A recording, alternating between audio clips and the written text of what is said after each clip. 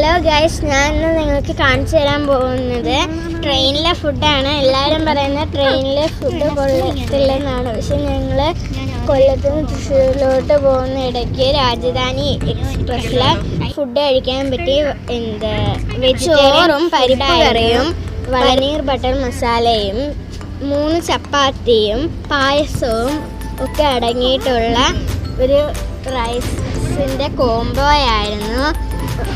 ഞാൻ അത് നല്ലപോലെ കഴിച്ചിട്ട് സുഖമായിട്ട് കിടന്നുറങ്ങി. എനിക്കെന്തായാലും വളരെ ഇഷ്ടപ്പെട്ടു. നിങ്ങളും കൂടെ ഇടയ്ക്ക് രാജധാനി കയറുമ്പോൾ ട്രൈ ചെയ്ത് നോക്കാം ഫുഡ്.